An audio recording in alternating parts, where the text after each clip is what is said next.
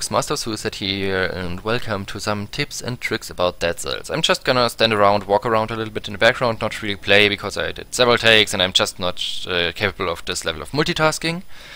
But I'm going to demonstrate some moves. So, first of all, spoiler warning, I've got some weapons with me, I'm gonna move in the next area, somewhere in the video, and I've unlocked quite a bit of things. So, and I finished the game already, so if you do not want to see something you have not seen so far, stop watching. If you've bought the game and watching this like, oh okay, I'm gonna watch this and then start playing first, and after an hour or so come to this video and see if there's something you missed, because all these tips are meant to add to your own experience and cover the things you could miss. Not like, okay, if you hit an enemy, his health will reduce and he will die, because you will figure that out anyway. So, without further ado, here we go. First tip regards doors. Doors got two interesting things going on. First thing is, if you open them and move away, they close behind you, or in front of you, however you want to call it. They do not close if you're too close to them. And more important, they, as soon as they are closed, walking enemies or so won't move through them. So you can hope for them to block enemies, but if you got any enemies near the door, your better option is to hit the door and shatter it, which will, like in this area here, till here or so, stun every enemy that is hit by the flying debris of the door. And allows for some easy kills most of the time, so keep this in mind. Next thing is regarding spikes. I don't have them here at the moment, but you know how spikes work. You touch them in any way and you get hurt. The good thing is, and for enemies it's the same. If they touch them in any ways, they get hurt. If you get teleporting enemies, fast enemies, moving enemies, and you're near spikes, well, get on the other sides of the spikes and watch them die as they run into the spikes.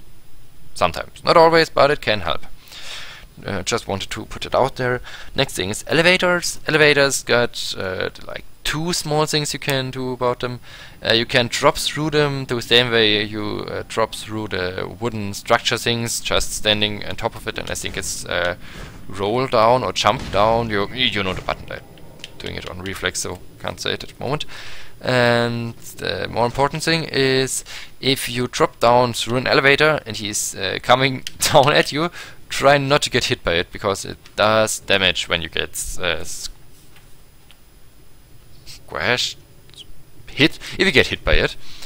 So, well, avoid this. Next thing is fall damage. If you fall too far, you will get stunned, but you will not take fall damage. One way to avoid this is rolling shortly before you hit the ground. This way you can avoid the fall damage. Or pressing down and jump in the air at any point, which results in a drop attack. You can do the drop attack in a very low area. If you jump from a certain height, it will get orange, yellowy, as you can see here, I think. Yeah, and does a bit more damage. It will stagger or shortly stun enemies even. So it's kind of helpful actually. And well, it's something to keep in mind. That's for sure. There is a counter mechanic in the game, so if you're taking damage, you will see the damage you took as an orange bar, and if you hit an enemy while the orange bar is like depleting, you will regain parts of it.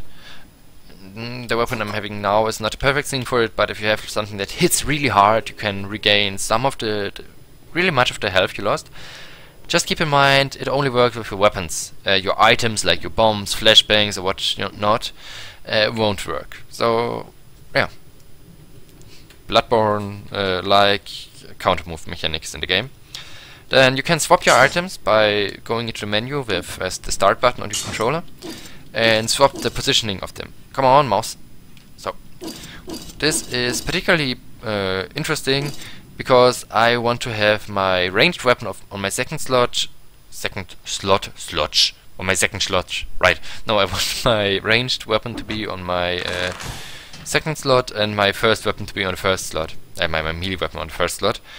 And if I did it the wrong way, I would be kinda screwed, because I always tend to walk right up to an enemy and take out my bow, or stand miles away and step into the air.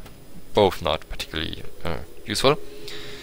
So this thing, and then there's one thing about shields. You can counter block quite a lot of things with shields. Keep this in mind. Like area of effect spells, magic spells. If you've got enough health and a shield with you, just try it once. It won't kill you, and then you know it for every playthrough yet to come. Next thing is teleporters. They are... I'm just gonna leave here because the scenery is starting to bore me. Teleporters allow for quick traversing in the level, and you should not avoid them normally. There's nothing to lose here. Oh, come on. Why are so many of you? No. Okay. Oh, I can show you the orange health mechanic actually. As you can see, this way I took nearly all of my health bar as damage actually, but I just regained it. Oh! Oh, I got a weapon! Cool! Haha! This is nice. I did not realize that they could drop a weapon I did not have. Okay, now I don't. I have to play safe now. I'm sorry, I can't show you every stupid thing now. Ah, come on! Nice, because I have to save this blueprint. Blueprints get saved as soon as you reach the collector.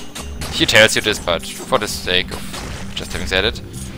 So, you can't use the teleporter as long as you don't only have one, but as soon as you find the next one you can teleport between them, and with help of the map you see which areas you did explore and which you did not explore, and as such it can really help your efficiency at clearing out an area. You want to clear an area as clean as possible, like killing everything, meeting every area, going every way. If you're not... oh my god, speedrunning. The old sewers. No, I don't want to go into the sewers. It is the last take of this video and it went horrible. Sorry. Where was I? Oh, right. So, be careful, take your time, look ahead of what's happening. Like, if I had looked down here, I would have seen the spinning mazes and not just fallen down right into them. Also, if you're particularly... if you do play in a careful way and explore everything, you will always have enough money and many cells, so you get more items and more items because of gold. You know the drill. Then we got this already. We got that you should not rush. You should pick your fights. If there is a particularly annoying enemy in an area, sometimes... normally I would recommend fight him, learn how to fight against him, but if your weapons are just not the right tools at the moment for this kind of problem, fine, just roll through it, run away. Most of the time it can work. And more importantly, even if you're really low, got a quite substantial amount of cells or a good item you want to keep and a blueprint, don't pick fights that are unnecessary. Just go straight for the exit if you're feeling unsure, if your healing potions are low. Don't take risks that do not have to be taken. Read your items descriptions is the next thing. Like you can see, I've got this biter swarm here that has a special effect, which means enemies hit after being killed and, well, do damage to surrounding enemies. Whoa! That was a little bit buggy. How did I do this? I want to do this again. Just like so. Ah, okay. It's like jumping and attacking at the same time when coming off of a ledge. Well, but that's not important. Ah, come on. I want to talk and I'm not focusing on battle right now. So, here we go. Ah, you're absolutely pointless. Read the item description careful. Yeah, there's some item description things that can actually be bad for you. There's one in particular that doubles your damage but also doubles the damage you take, and you do not want to take this if it's not your playstyle. I did several times without knowing, and it's really frustrating if you realize what you did.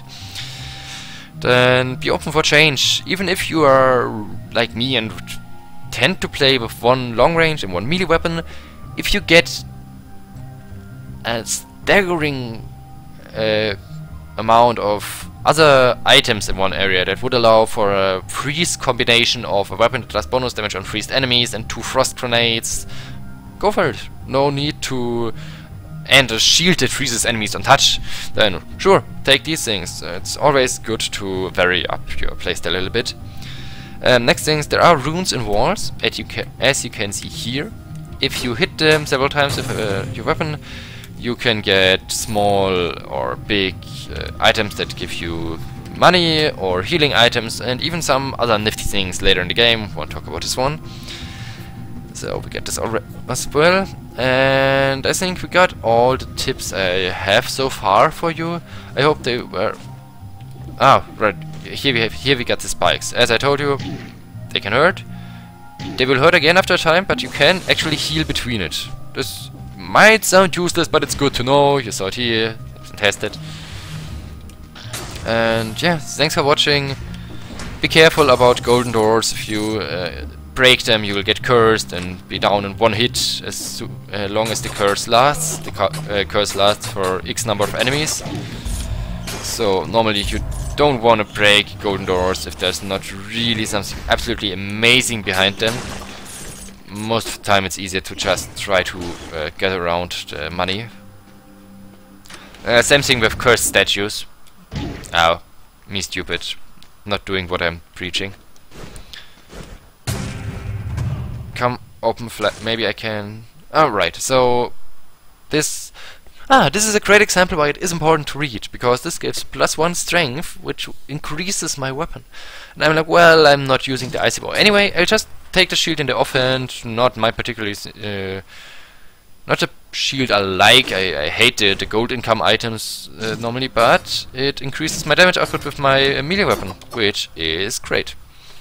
So, thanks for watching. I hope these tips were in some way useful for you. I'm sorry for standing around a bit at the beginning, but I realized in the 10 takes it did before this that I am just not capable of playing this game and talking in a good way at the same time, because there are 2 ways this can go.